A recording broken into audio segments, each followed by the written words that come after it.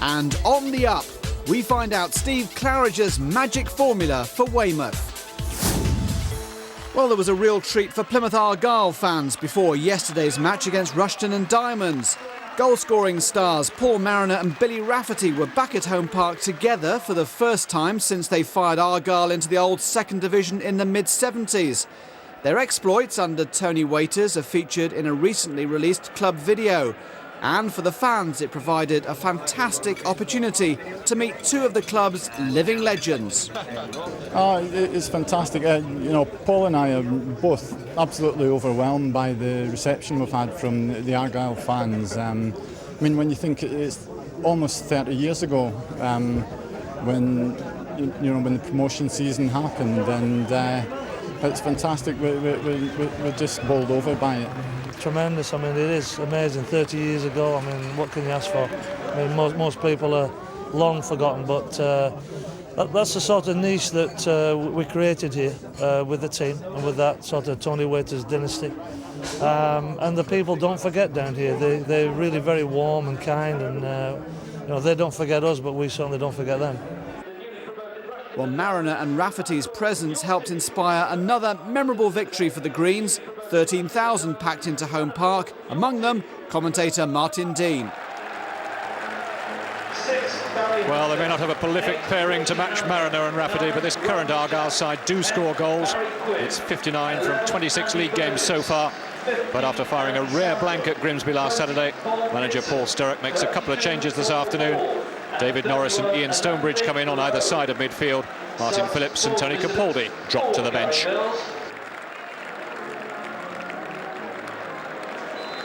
Rushden are unchanged after last Saturday's 2-2 draw with local rivals Luton Town. They're a side that like to attack, so the odds are that we should see a few goals this afternoon.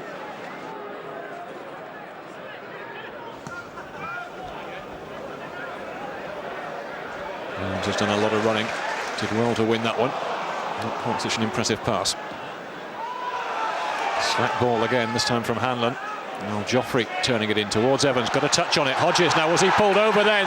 But it doesn't matter because the ball's been turned into the net, or does it? Well, David Norris put the ball away, but referee Clive Penton has pointed to the penalty spot instead. Well, referee Clive Penton, slightly controversial. No doubt that it was a foul. No doubt that a penalty should have been given, but should the goal have been allowed to stand? Well, Joffrey yet to score this season. Can he break his duck? No, he can't. Well, it was a good save, but he didn't really strike the penalty with any great conviction. Yeah, that allowed Jamie Ashworth to get across and make the save. So, well, Joffrey, the stand-in penalty taker in place of Paul Watton, failing to put the ball away. Argyle do have a corner, though. Well, Joffrey anxious to make amends, no doubt. He's got a reasonable cross in. Freo. Now Stonebridge. Bodies being flung in his path. Well, can Argyle make this pressure count? Ian Stonebridge with the corner this time. Oh, and somehow off the line. Well, I'm not sure whether it was Hanlon or the goalkeeper who actually got to that one. It was a good corner in again from Ian Stonebridge, curling in right underneath the crossbar.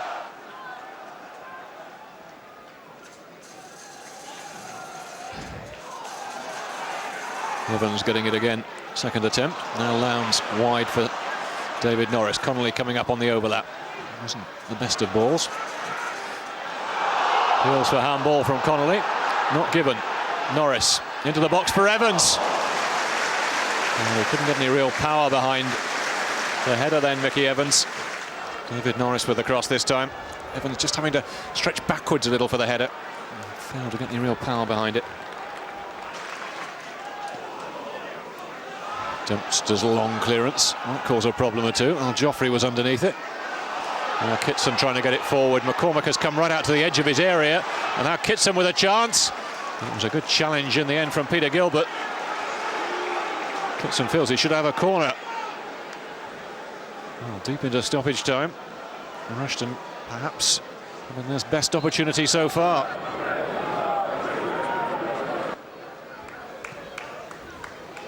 Through the middle towards Nathan Lowndes. Bignett got on the end of it. Evans had the chance.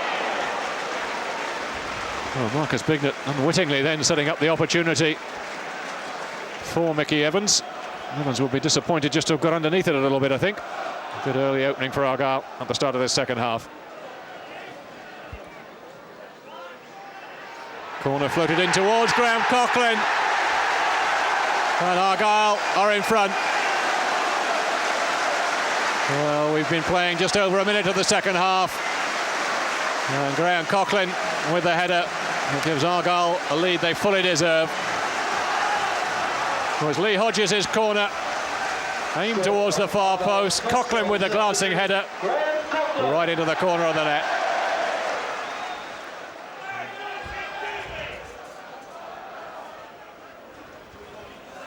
Lowndes holding it up well. He's got away from Quinn. Evans has made a run to his right. And then Stonebridge to his left. And Stonebridge just pushed a little wide. There's space and time to get the cross in though. Evans. Now Lee Hodges looking to get it away first time. Well, it was a comfortable save really in the end for Jamie Ashworth. The opening was well worked. Evans playing it back for Hodges, who had a bit of time and space on the edge of the area.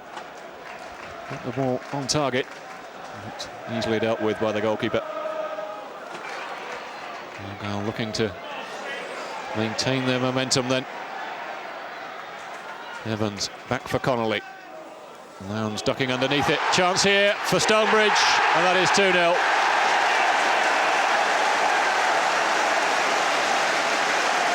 Well, it was a pretty simple goal in the end. Deep cross in towards Nathan Lowndes. He ducked underneath it, I think, really. Possibly got the call from Stonebridge, who had the time and the space to plant the ball past Jamie Ashworth.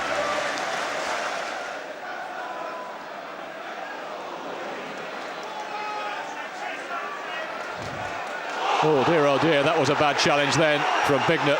Went straight through Lee Hodges. That was a terrible challenge. It'll be interesting to see what referee Clive Penton does here.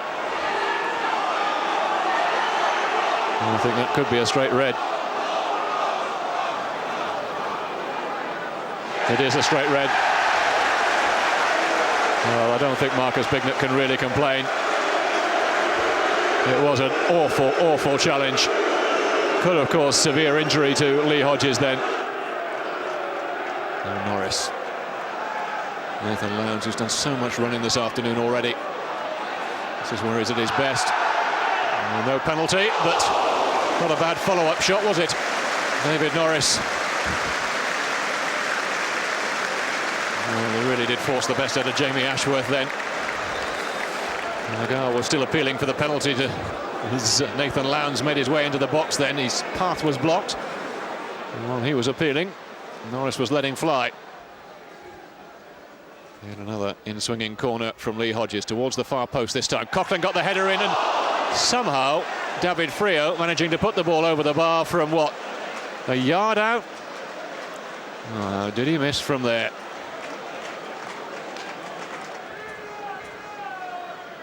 Al Joffrey in towards Michael Evans. Little knockdown for Norris. Oh, I'm not sure how much Ashworth knew about that one. Well, it hit his body and flew to safety. And I don't know how much credit Jamie Ashworth can really claim for the save then.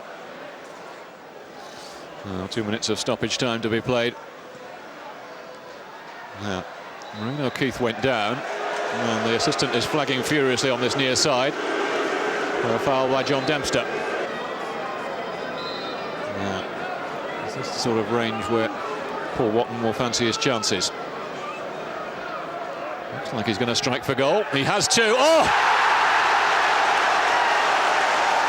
Well, that must have been 35 yards. And Paul Watton fairly thumped that one into the corner to round off what's been another brilliant afternoon for Plymouth Argyle. Well, the skipper back on as a substitute. And when they get a set piece, he does like to let fly. And he certainly let fly then. You know, if they perform like that week in, week out, then I think there's no doubt that they've, you know, they're going to go up. I'll be, you know, I was very, very impressed you know, all over the pitch. But particularly, I was really impressed with the set pieces, and the final goal, the free kick, was just a fitting finale. It was a tremendous strike. Paul, enjoy your day. Yeah, it was. I mean, it was tremendous. Billy and I were walking around the ground at half time, and the reception that we got was well, I was sort of filled up a little bit because I mean, it's been a long time since we played here, you know. And the reception and the warmth was has been great ever since I walked onto the ground. And you know, I'm sure Billy will echo what I just said. It was phenomenal, really. It's pretty much as you were at the top of Division 2. With all the top teams winning, Argyle stay 2 points clear of QPR and 10 ahead of third-placed Bristol City. Still to come, the goals that put Torquay back in the playoff race. That plus Yeovil, Exeter and Weymouth highlights after the break.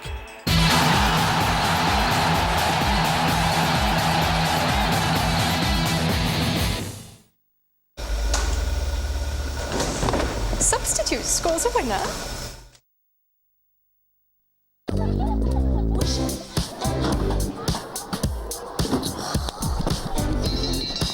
It can be tough getting your kids to eat a proper lunch. Well, now there's new Dairy Lee Lunchables Pitta pouches. Pitta bread, ham and squeezy Dairy Lee help create a delicious lunch kids will love. Mom, you're wicked. Lunchables Pitta pouches, new from Dairy Lee. When you've got a cold, Vicks Vapor Rub helps you breathe more easily. So you sleep like a baby. Breathe deep, sleep tight. Mark suffers from heartburn. At the first sign, he takes just one Pepsid 2 tablet. In 2 minutes, it gets to work. And can keep his heartburn under control throughout the day. So nothing can spoil it. Except that. Pepsid 2, it's fast, it lasts, and it's just one tablet.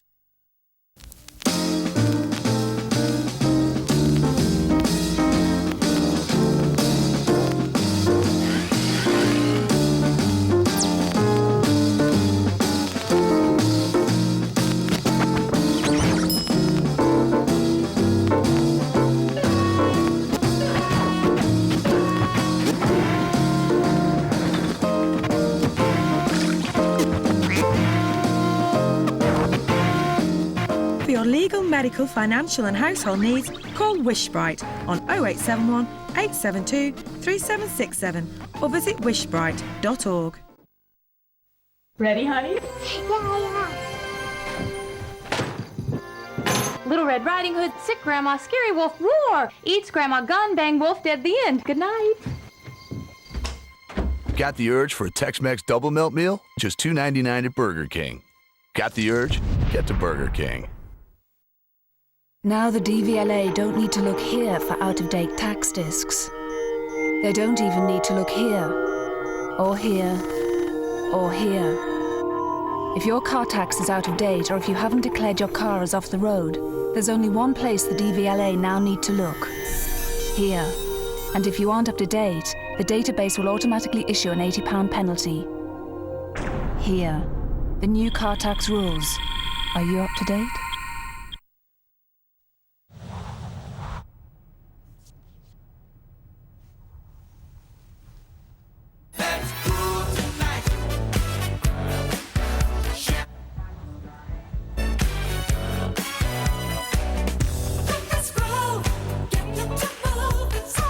Nothing makes you groove like iToy Groove.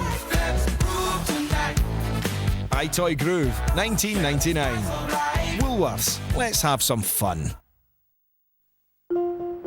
You can't see it, you can't feel it, but it's always with you wherever you go. It's your cholesterol number. There are several ways to help lower your cholesterol, like exercising, watching your diet, and eating foods low in saturated fat. Foods like shredded wheat, because lowering saturated fat can help you watch your cholesterol. Shredded wheat and bite-sized shredded wheat. Know your number, lower your number.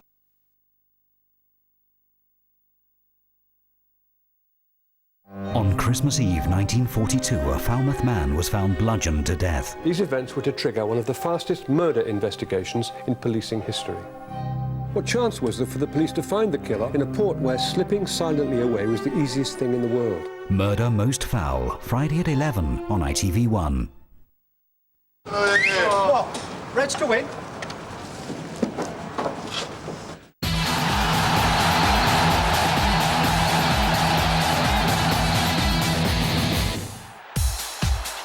Welcome back. Still to come, Steve Claridge's Weymouth Revolution, the club that really is getting too big for its Doc Martens boots.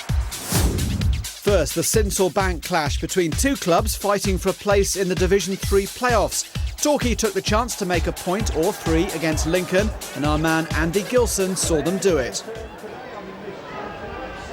Early ball in. Kafur is there, he was unmarked, there's another chance and it's a terrific goal! 1-0 to Torquay, foul of the scorer, and question marks against the Lincoln defence. Well, there's the ball over. Kafur tees that up, and that's beautifully executed. Torquay in front here. Well, Fletcher with the back heel. That's nicely done. And there's a chance here. Oh, and a terrific stop from Dearden. It's gone for the corner. Over comes the corner. It's a good climb and a terrific goal. What a terrific header.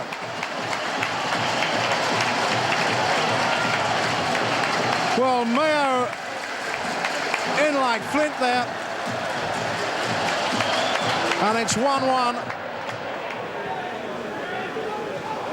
A good ball, Kafur. And still Kafur, now he's got a chance here. Whips it across, and it's in there! It's 2-1. Kevin Hill, the scorer. And Torquay are back in front. There's the ball forward to Kafur.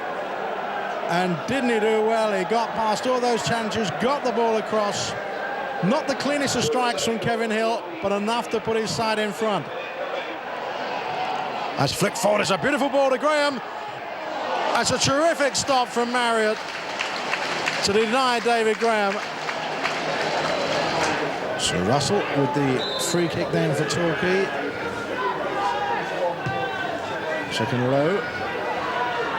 Well, that's beautifully done. And what a good goal that was. It's the end of Lincoln City, but a terrific goal. Kafur on the end of it. Cheeky little touch there from Graham. It's 3-1 to Torquay. Yeah, I thought we played well today and deserved it, and our decision making was great in terms of when we could get it down and play. And in the end, we created some good chances and ended up comfortable winners. But it wasn't, comfortable for long periods of the game because Lincoln make it hard for you, and it's tough to play against. Torquay are now just 3 points behind their West Country rivals Yeovil after the Glovers suffered a major setback at rock bottom Carlisle. They only had themselves, or more specifically Kevin Gall, to blame as they slipped up against the league's bottom club. He missed a series of gilt-edged chances as Yeovil made an encouraging start at Brunton Park. But they were made to pay for that wastefulness midway through the first half when Carlisle player-manager Paul Simpson made the most of his opportunity in front of goal. Despite being well adrift at the bottom and written off as relegation certainties before Christmas, the Cumbrian fans have been given a glimmer of hope after several recent wins and Simpson's inspired leadership. While Yeovil keeper Chris Wheel was looking less than comfortable at one end, Yeovil continued to squander golden opportunities at the other. Skipper Terry Skiverton the offender on this occasion. It was an all too familiar story, with Gall finding time to put a shot wide of the other post before referee David Pugh blew the whistle on Yeovil's first half frustration. This was certainly anything but the cliched game of two halves. If Yeovil were hoping for a change in fortunes after Gary Johnson's pep talk, they were sadly disappointed, with midfield terrier Darren Way getting in on the act. Yeovil's hopes of snatching the point they deserve were finally ended when Craig Farrell outpaced giant Portuguese defender Hugo Rodrigues to give the men in green a demonstration of cool finishing. Even the giant leg that upended Liverpool's Harry Kewell in the FA Cup couldn't stop the ball crossing the line.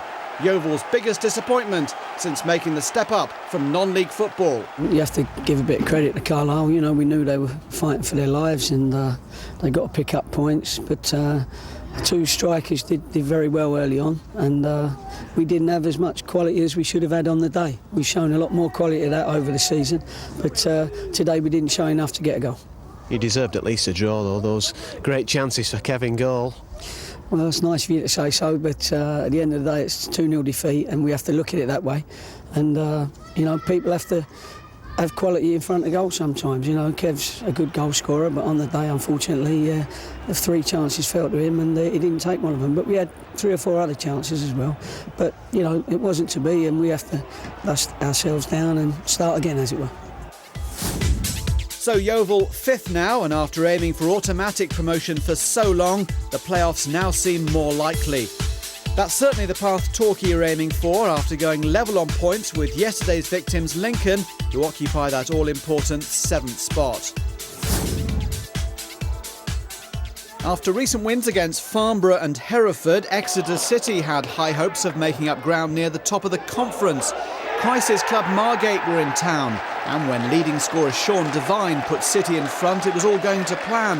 A great finish from one of the lower league's most prolific strikers. Even without Dwayne Lee and Steve Flack, Exeter deserved all 3 points, but in the end had to settle for just 1.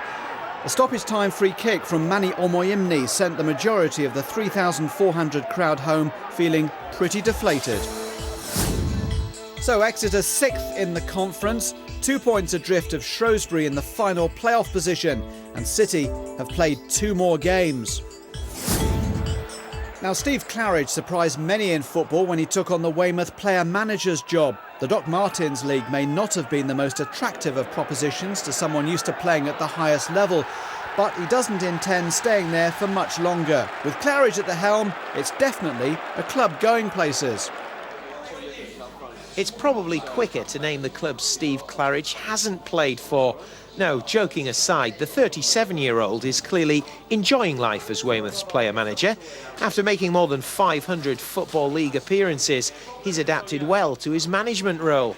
The Terror's boss was suspended for the home game with Hensford, so he only had to concentrate on one of his jobs. Fortunately, so far it's been okay. I mean, I personally think that we should be doing a lot better. But you know, I'm more than happy at this stage with what's happened, and we're only talking about the space of probably 3 or 4 months, so it's been good. The man responsible for Weymouth's change of fortunes is their chairman, Ian Ridley. A successful author and journalist, he took charge in the summer after deciding it was time to put something back into the team he supported all of his life. It's been my boyhood dream to see this club playing in the Football League. Beyond that, it was never my dream to become chairman of this club, no.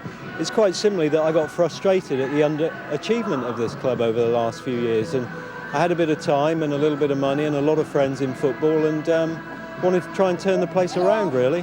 It's a great time to be a Weymouth supporter. The Terrors are now averaging more than 1,500. They're on the up. It's now just a case of how far they can go. I think Weymouth can go all the way with Steve Claridge, definitely. It's the best chance we've had in years. Weymouth went into the game 3 points clear at the top of the Dr. Martens League. They were up against a Hensford side whose main priority this season is to finish in the top 13 places and qualify for next season's newly created Conference South. Considering the Terrors' recent goal-scoring feats, the first half was remarkably short of goal-scoring opportunities. Weymouth were clearly missing the on-the-field presence of their manager. The all-important goal came in the 70th minute, courtesy of Rob Pethick. Pethick is on loan from Brighton, but he's no stranger to Weymouth fans. He used to play for the club before moving into the Football League. And with just 8 minutes to go, the former Plymouth Argyle player Lee Phillips secured the points with this impressive finish. I mean, last half hour was good. We needed the goal. Once we got it, we looked a different side, but we just look a little bit short on confidence, a little bit short self-belief, which is hard to understand when you're top of the league. But no, once the goal went in, it was a different game. The Weymouth motto is live the dream. There's no doubt the good times have arrived at the Wessex Stadium, and if the Terrors can keep grinding out results like this, that dream could be set to get a whole lot better. A good solid home victory then keeps Steve Claridge and Weymouth bang on course to make it into the conference next season. Exciting times at the Wessex Stadium. That's it. Argyle go marching on, and Torquay also dream of promotion. We're back in a fortnight. Bye for now.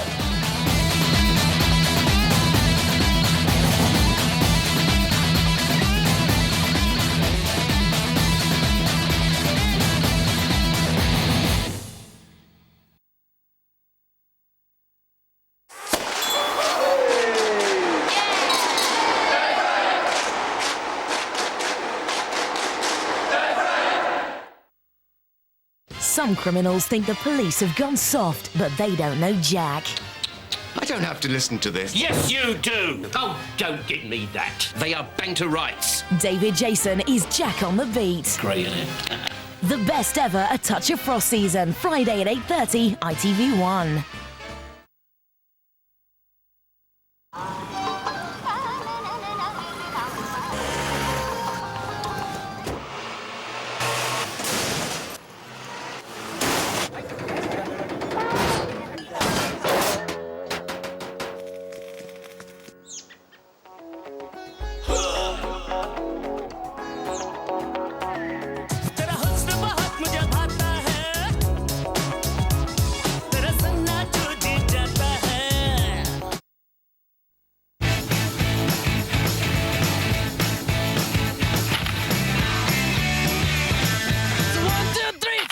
Come with me because you look so fine that I really want to make you mine. I say you look so fine that I really want to make you mine.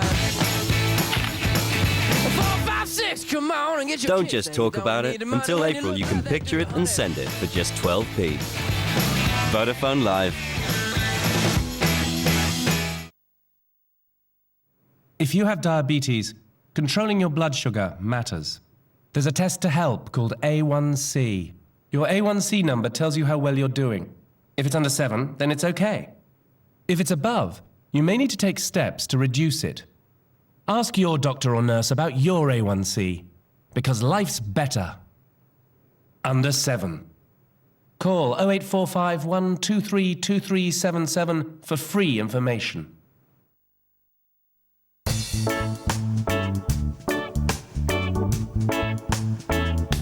There's no doubt about it. 2 is better than 1. So while a lot of credit cards give you just 1 0, a credit card from the Royal Bank of Scotland gives you 2. 0% on balances you transfer from your other cards, and 0% on everything you buy, so you'll pay no interest until the 1st of October. And you collect double air miles when you spend at your favourite shops. So why struggle along on a credit card with 1 0 when the Royal Bank of Scotland gives you 2? To apply for your card, call free on 0800 16 16 16 and pay 0% on balance transfers and purchases fixed until the 1st of October. 0800 16 16 16, because 2 zeros are better than 1.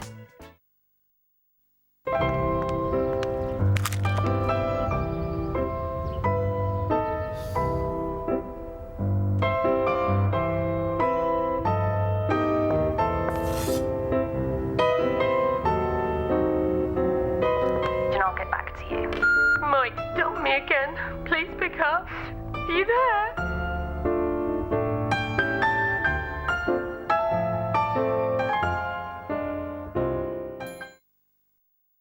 Now the DVLA don't need to look here for out-of-date tax discs. They don't even need to look here, or here, or here. If your car tax is out of date, or if you haven't declared your car as off the road, there's only one place the DVLA now need to look. Here. And if you aren't up to date, the database will automatically issue an £80 penalty. Here. The new car tax rules. Are you up to date?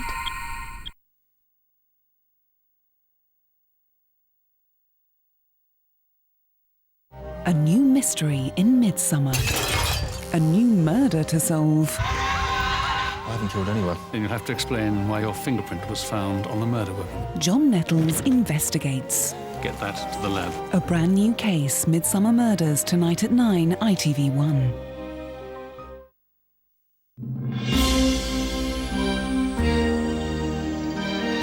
This is ITV1 with Sunday's latest news in a few moments. First, though, we join Jonathan Dimbleby.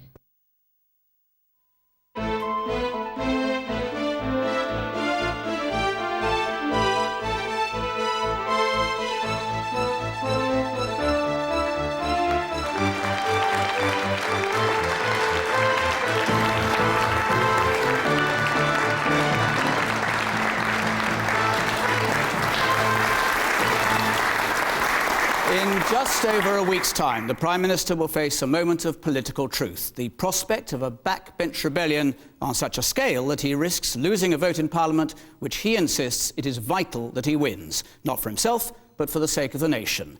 The issue is student fees, which puts the Education Secretary, Charles Clarke, right in the firing line. So what is really at stake?